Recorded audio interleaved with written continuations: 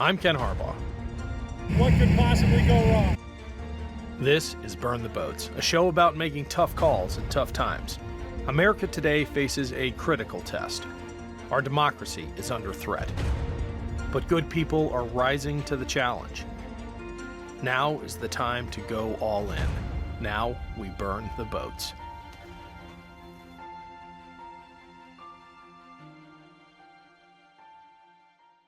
My guest today is Ruth Ben-Ghiat, a historian who specializes in authoritarianism and propaganda. Her most recent book, Strongmen: From Mussolini to the Present, examines how authoritarians use propaganda, virility, corruption, and violence to stay in power, and how they can be opposed. Ruth, welcome to Burn the Boats. Thank you. I feel like Mussolini, who you focus on, was for decades the forgotten strongman. He is arguably, though, much more relevant to the current moment than the strongmen like Hitler and Stalin that popular culture more often refers to. Was Mussolini's special relevance an early insight of yours? What made you focus on him in ways that other academics have not? Yeah, it's a great question, and indeed, he's still kind of marginalized. And of course, you know, Hitler with the Holocaust and his centrality. There's reasons that he is the main person that's remembered. But I didn't know. I grew up in a town in California, Pacific Palisades, that had a lot of refugees from Nazism, like famous people like Thomas Mann, the writer and composers.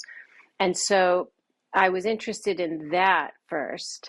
And then at UCLA, I studied that, like the refugees from Nazism.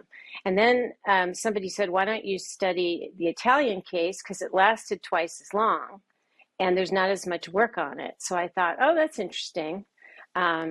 And indeed, it's proved to be, I had no idea it would prove to be so relevant today. And one of the main reasons is that, Mussolini was a prime minister of a democracy for 3 years. And he was the first one. He was like, laying down the template, basically. And Hitler was watching him. And then after 3 years, to escape, he was indicted in an investigation for corruption. That's also very contemporary. And to escape like the end of his political career, he declared dictatorship. But during those years of democracy, he kind of chipped away at everything, at press rights, at freedoms. And so that's why it's one of the many reasons he's so relevant to us now. Well, it is relevant to our domestic example, and I definitely want to dive into that.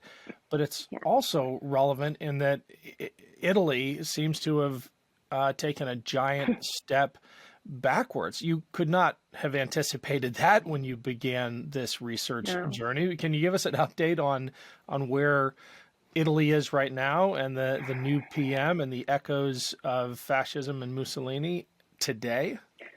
Yeah, it's really incredible.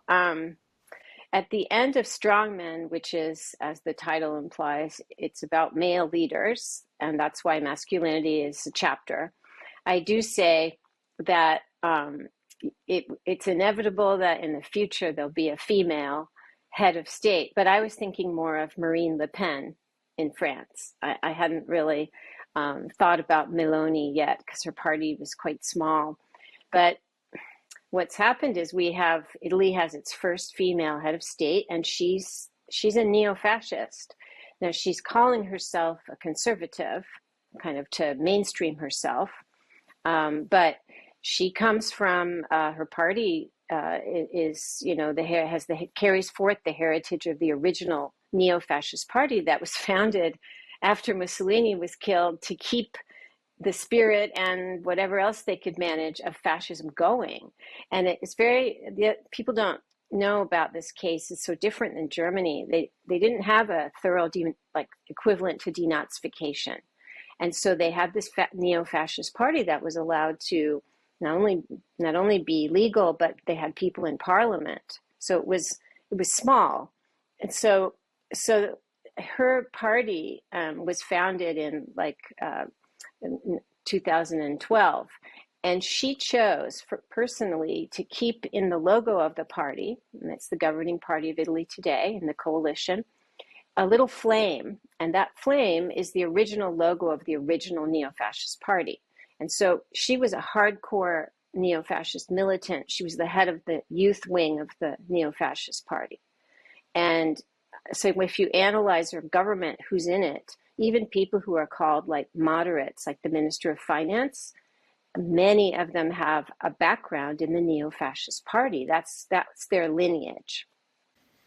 You place a lot of emphasis in studying these fascist parties on the role of virility in animating the strongmen movement and persona. I'm wondering how you apply that to an era in which women are increasingly assuming roles in fascist movements. Obviously, you have Italy, but in our country, you have Marjorie Taylor Greene, who is auditioning to be Donald Trump's vice presidential nominee. You don't address it in much depth in your book. You do make a nod to Thatcher and Indira Gandhi, but two women who never threatened democracy per se. How would you update your thesis looking at how women have co-opted this strain of virility to move their followers? Yeah, that's a really great question.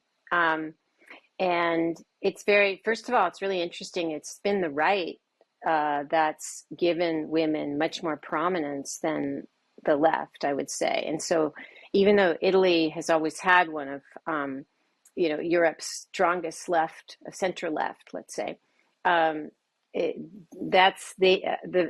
female prime minister did not come out of that. It came out of the right.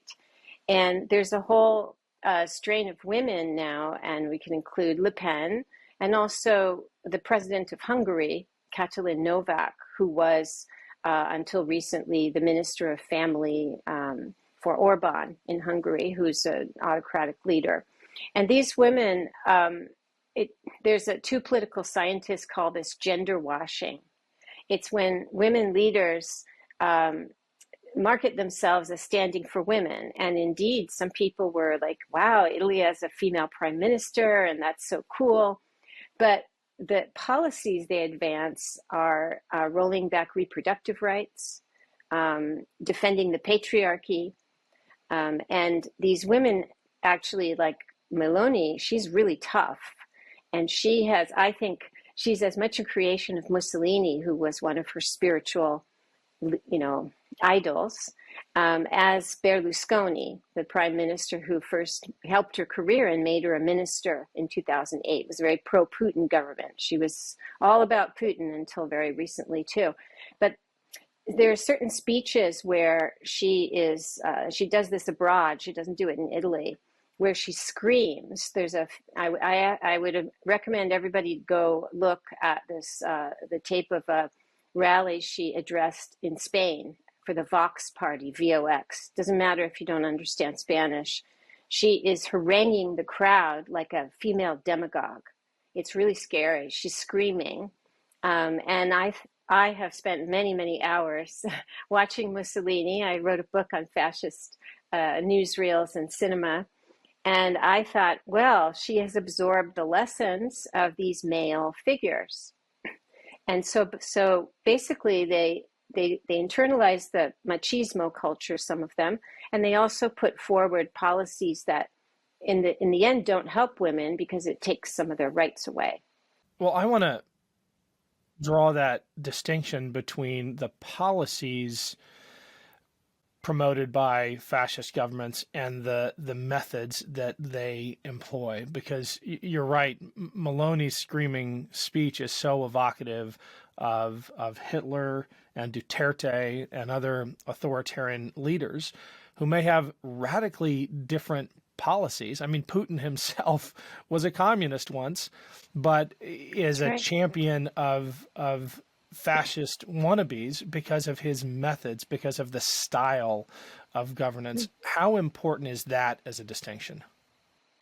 It is important. And speaking of Putin, so one of the reasons I put the masculinity chapter in there, and in a way, given what's happened in Italy and is happening other places, strongmen it's like a snapshot, and it goes over 100 years. It's important. That's why from Mussolini to the present, I wanted to kind of write a history of right-wing authoritarianism, and Gaddafi's in there because he's so connected, to show that sometimes left and right don't even matter to these transactional guys. But otherwise, it's a history: fascism, right-wing military coups, and then these new people, and includes people like Putin, who were communists and now are fascists. But I really, like, it's easy to just laugh at Putin's pictures where he's posing without a shirt, right? And this machismo, and that's what Mussolini did too. He was the first leader to strip off his shirt for the camera, and so they use their bodies as emblems of the nation, of national strength. They're the defenders, and they're also sex symbols. And that's the way that men and women admire them, and they use their physical personas. So it's easy to just say, oh, that's just, marketing or branding. But I wanted to take this masculinity seriously, because it connects to their personality cults. And so I found that there's tons of political science literature on gender, but people who study authoritarianism, they weren't really taking it seriously. So this is the first book to say, hi, there are these tools of rule, and some of them we know: propaganda, corruption, violence, but how does masculinity work together? And so, for example, their personality cults. So they have to be the man of the people, and yet they have to be the men above all other men, and the man who gets away with everything. And that's why he's admired. And this is operative for Donald Trump in our country too. He's the man who has the most beautiful women, and he gets away with everything. He has what others want. And that connects to corruption, because they're the men who are untouchable, no matter, and Berlusconi also. No matter what they do, they don't lose their followers and their glamour for certain people. Is there a risk of overemphasizing that characteristic of fascist movements where the leader is the nation? And I'm thinking about the American context in particular, where people equate the MAGA movement with Trump himself, I think, and are blinded to the reality that it exists apart from and outside of Trump. And even should Trump leave the stage, we have a very dangerous movement in this country that might have been instigated as a personality cult, but goes much, much deeper. Yeah, you've said that perfectly. I totally agree. And I always try to look at the big picture. And so what happens when these guys come into the system, into the political system? They spawn imitators, and they change the whole political cultures of their parties and beyond their parties. So that in a way, in a funny way, Trump in a sense is no longer needed. He has spawned. Now it's very interesting. At the very beginning, he called Trumpism a movement, and that's what it always was. And he also took over the Republican Party, and he submitted it to a kind of authoritarian discipline. So you couldn't critique. There was a party line, very effective, right? But he's spawned imitators, and like Ron DeSantis, the governor of Florida, has carefully studied him. He even imitates his hand gestures. He looked at what was working, but how he could go beyond him. And this happened in the Philippines too. It's a kind of syndrome where if you have somebody who's really out there, like Trump, he says, during his campaign in 2016, he said, I could stand on Fifth Avenue and shoot someone and I wouldn't lose any followers. And I was like, this freaked me out, and I ran home. I was out and I saw it on my phone. I was like, oh my God, this is a terrible red flag. And Ron DeSantis would never in a million years say that. because he's supposed to be the disciplined extremist. And yet he embodies the spirit of Trump and carries it forward, as does Marjorie Taylor Greene, right? So that's the tragedy of these guys. When they get in the system, they can semi-permanently transform it. And their personality cults can also linger after they leave office and inspire other and benefit other politicians.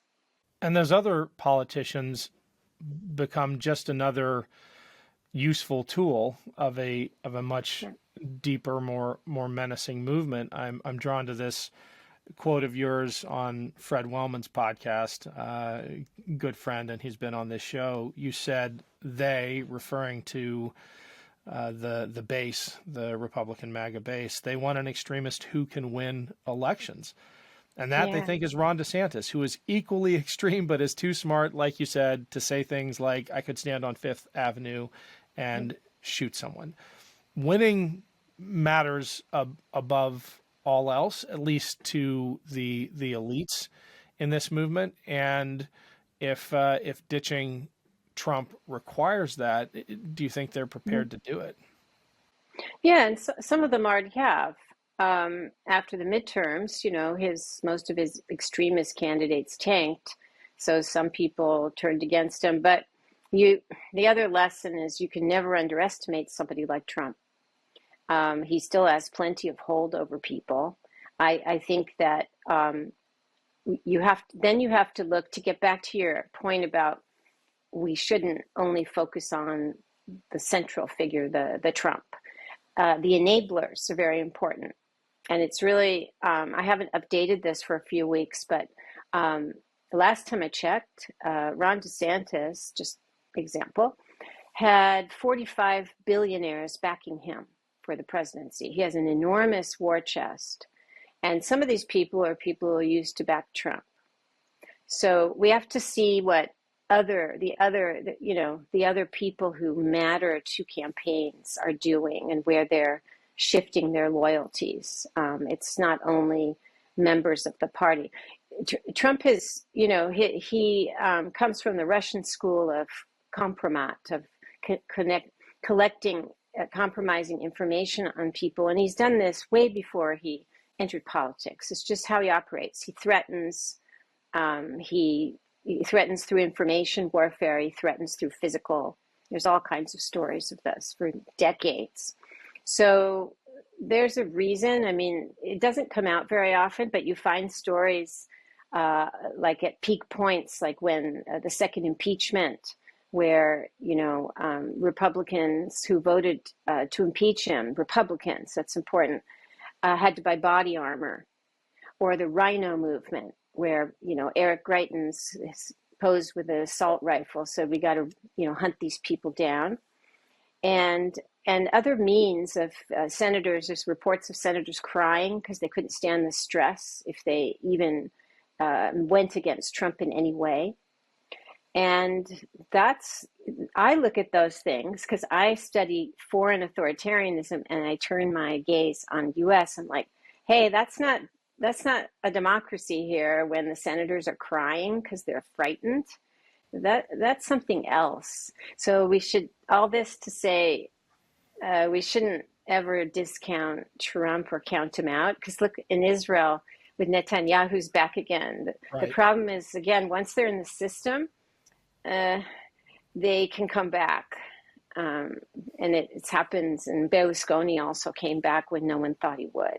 Well, when you say we can't underestimate Trump, I assume you mean more than just we can't underestimate his ability to return, which is a real threat. I've got to believe you're also worried about what he might do should he see an inevitable loss. I mean, somebody who has that kind of narcissism and lack of concern for democracy, who feels like he's going down, what do you think he is capable of within the Republican Party and then I guess more broadly? Well, we saw January 6th was a coup, a violent coup attempt. Well, that was the culmination of the process of trying to overturn the election, and he got, I mean, that's a huge, it didn't work as an armed operation. It didn't work. And the other parts of it didn't work because he hadn't, what we call autocratic capture, where you have all the judges on your side. He didn't have enough, he didn't have time. Because we forget, you know, these other people like Viktor Orban's been in power like over 10 years, right?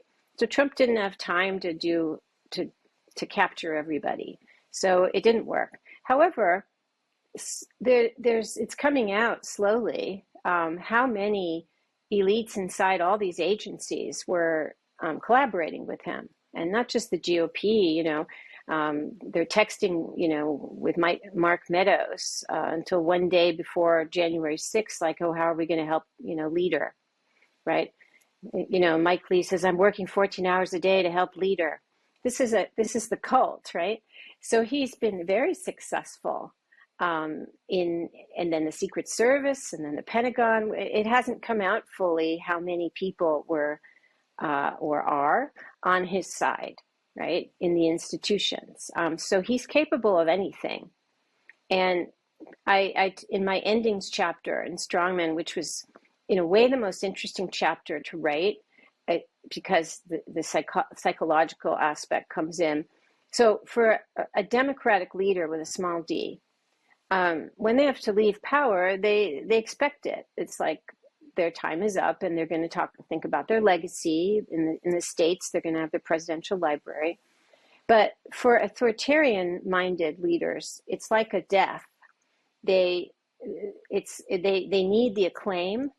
They're also terribly worried about investigations and losing immunity because they're very corrupt, every single one. And so they do desperate things. And there's studies about this. They can start wars. There's all kinds of things, stage coup attempts, self-coups, which is what Trump's was.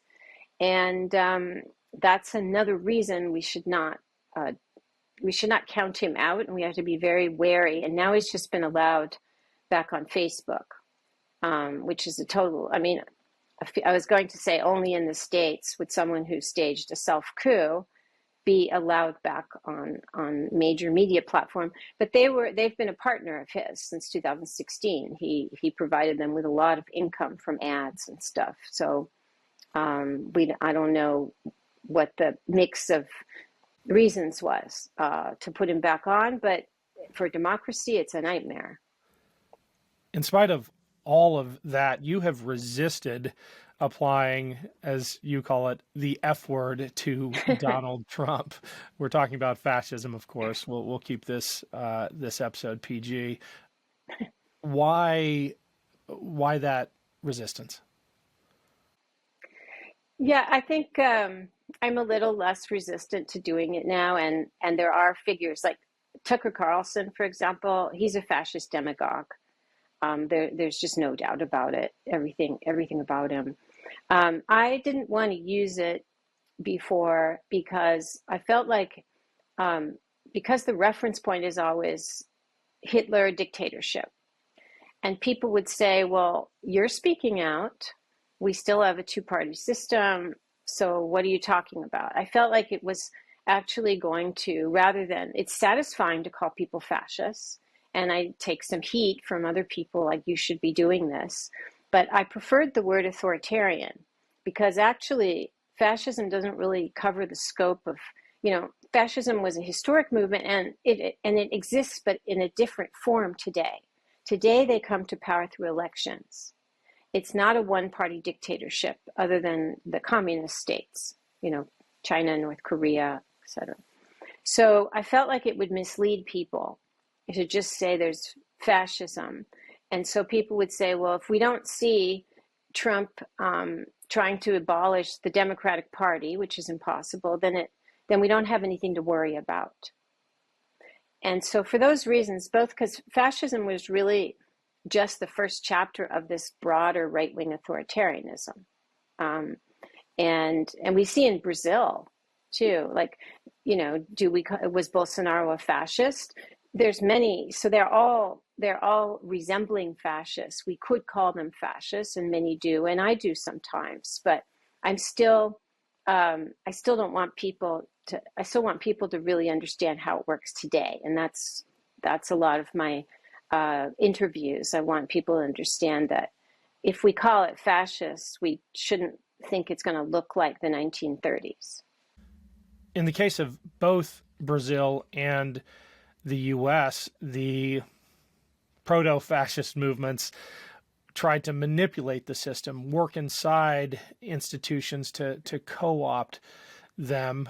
You alluded to the number of powerful people in important roles who aided and abetted Trump. You had a last-minute effort to place Trump acolytes and loyalists at DOD, even at CIA. That wasn't terribly successful, but some really scary stuff. But by and large, those institutions were a bulwark.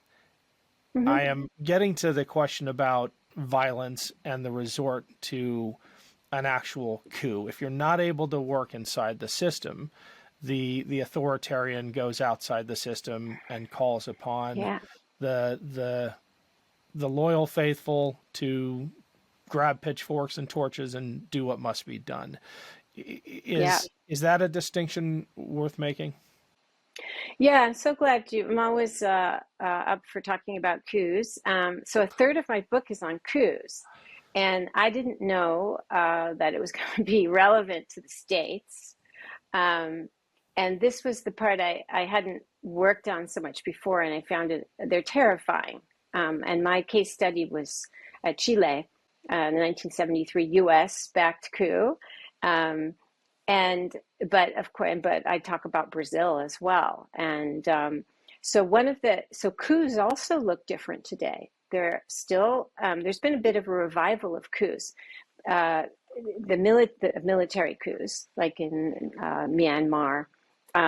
But these things change as well. And what's so interesting about the US and Brazil cases is, so taking Trump, he tried to get the military, as we know, to call martial law. That's what Michael Flynn was pardoned, and he was put there. And he's very dangerous. He's one of the most dangerous people in America. He's going around radicalizing people on his Reawaken America tour.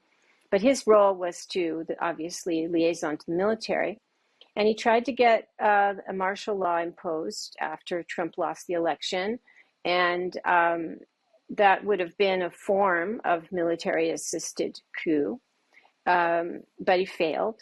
So what Trump did is he had been radicalizing followers and preaching that violence could be positive since 2015.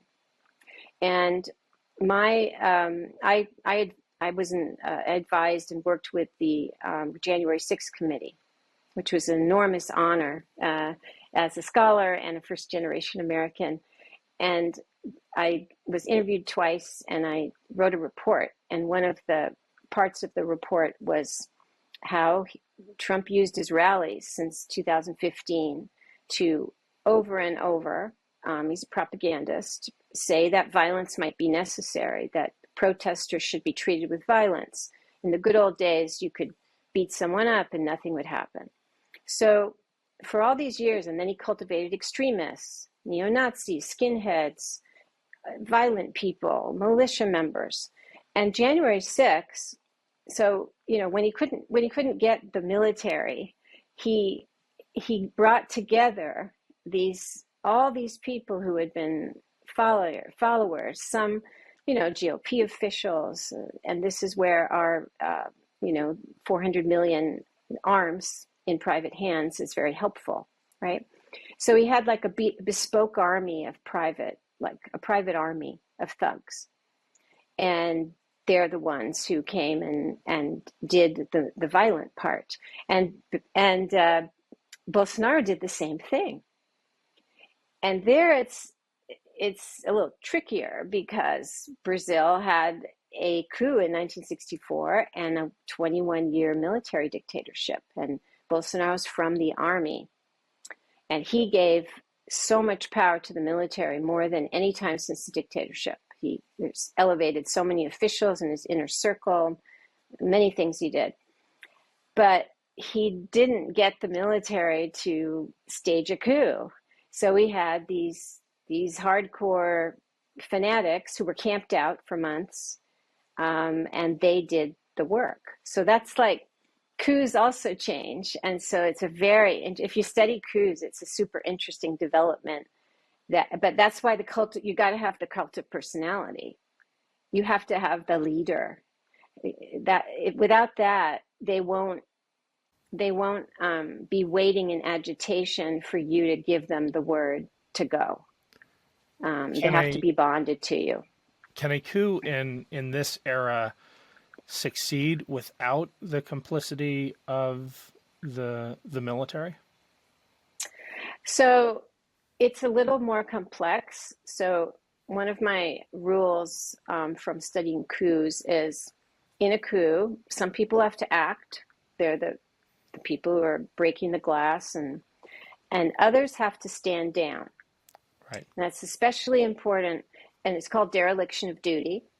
And we saw on January 6th, the reinforcements didn't arrive. I mean, I feel doubly sick when I watch the footage of the Capitol Police totally outnumbered, because I feel sick as an American and I feel sick as a scholar of coups, because I was like, there's got to be a second. On January 6th, I called it a coup attempt. I wrote a piece for CNN on the night of January 6th, and I was like, no, there had to be widespread complicity in institutions. Mighty America, with so many police forces and law enforcement, that this could happen.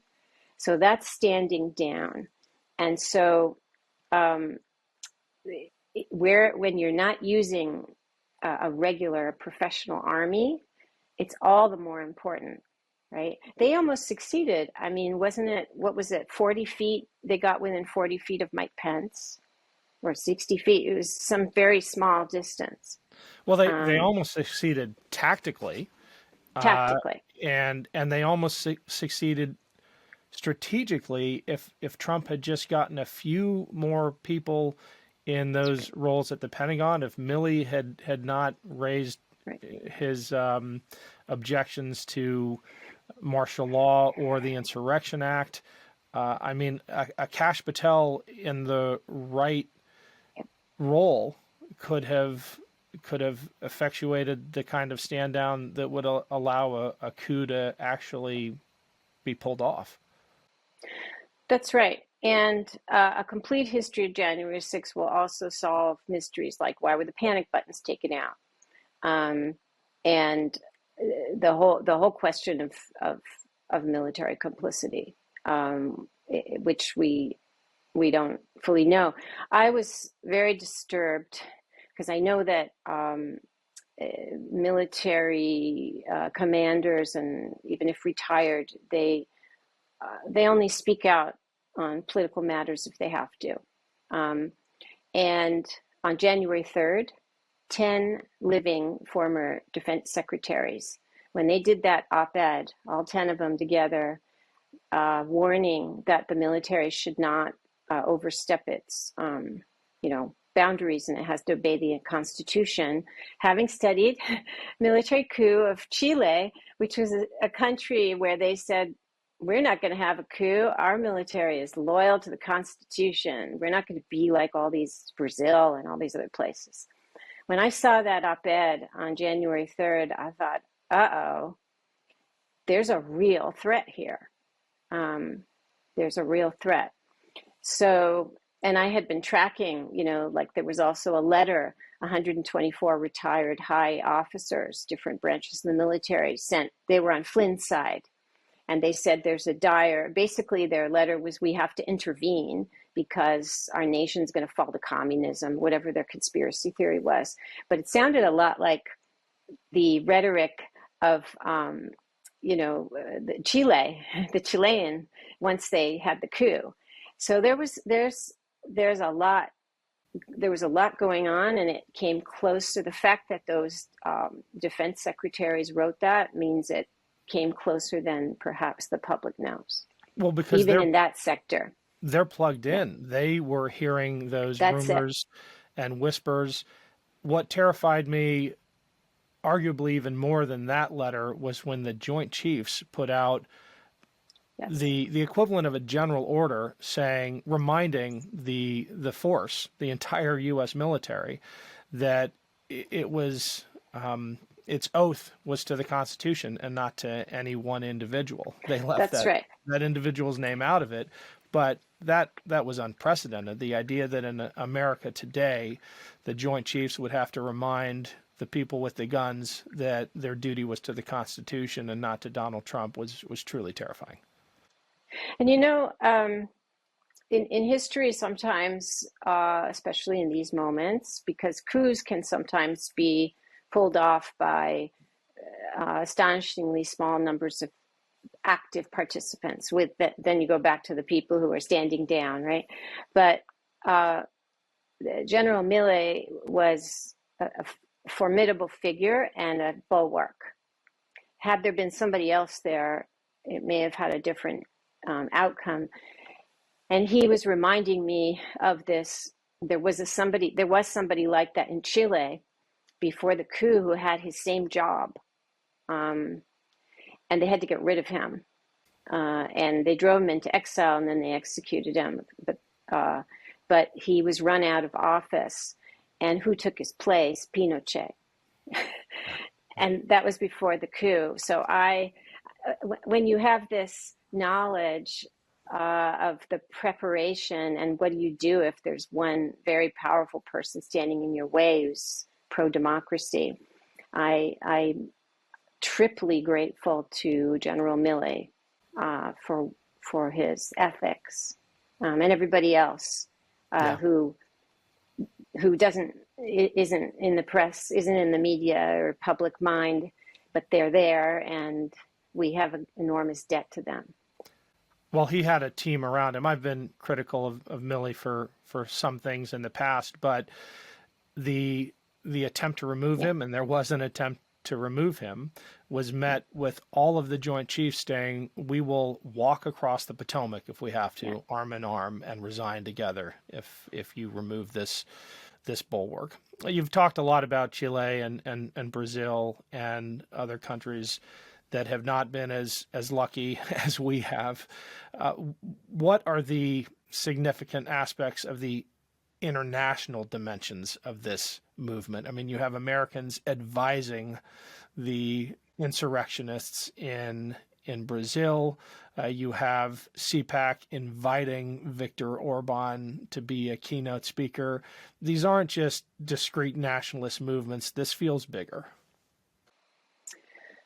Yeah, my first book was called Fascist Modernities, and it was about how Mussolini got huge buy-in because he promised to modernize Italy, but a lot of it was about how Italian fascism was transnational. It had all these networks. There was a huge culture, and when the Axis started, there was an enormous exchange networks, economic accords. We think about the military, the Axis, but behind that was an enormous educational exchanges. So I studied these networks, and so I started to see that they're active today, the new fascists, let's say. And of course, Steve Bannon is a major hub. And he lived abroad. He was in Italy. He's kind of he advised Bolsonaro. He advises Trump. And so the GOP, I think it's very important to say this. And I said it on PBS, and people from the mail I got after, people were very shocked. But the GOP I do see it as an autocratic party. It's its culture now. It's kind of out of democracy.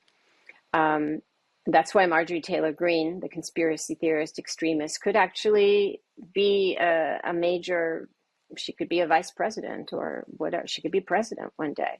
As crazy as that sounds to people. But they're not only interested in wrecking democracy at home, they are embedded and part of these far-right networks that are global. And I'm going to be writing a piece about these networks. What happened in Brazil and the role of Jason Miller and Bannon, this kind of Trump White House and Trump Bolsonaro connections, and Eduardo Bolsonaro, it goes both ways, who was at the White House on January 5th, because they have coup knowledge. They know how coups work. And it's really interesting to me. I was like, oh, why is Eduardo Bolsonaro there the day before the coup attempt? Okay, that's really interesting. But the Brazil part sensitized the public to that one link. But there are the links with Orban. There are links with Meloni, the neo-fascist in Italy. Of course, the Putin, pro-Putin faction of the GOP, and Putin's been the funder of many of these. And Orban is kind of stepping up more because Putin's first star has dimmed for some, and his financial resources have slightly dimmed because of the war.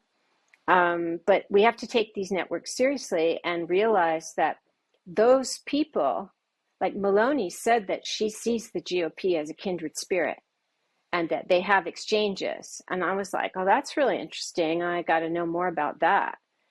So that's an area that I'm going to work on. And it's like, so I went back to my first book and I was like, God, it's all repeating. I didn't think, I hadn't looked at that book in a long time. But I was like, geez, these same dynamics are happening again. It feels like everywhere you look, these fascist movements are coming on the heels of progressive movements. Like the greater the hope for progress, and you look at this country with the election of Obama, his entire campaign, his entire appeal was built on the idea of hope.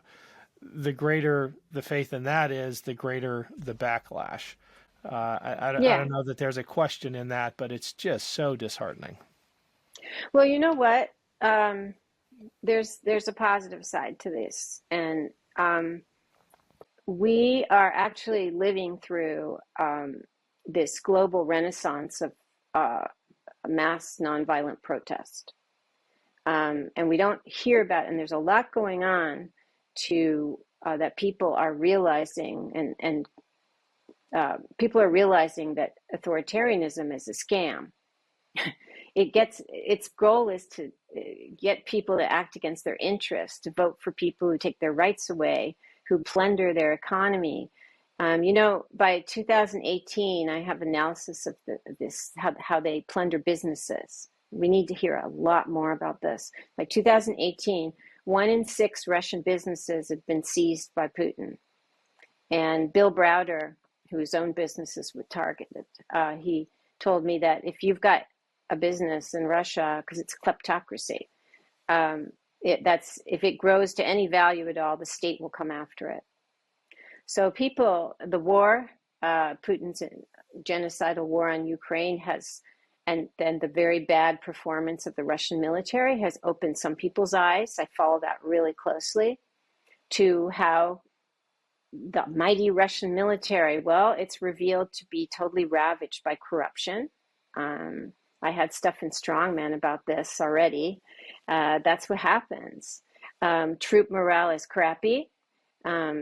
Just like Mussolini sends people with old weapons and badly maintained equipment and terrible rations, rancid food, because they don't care about their people.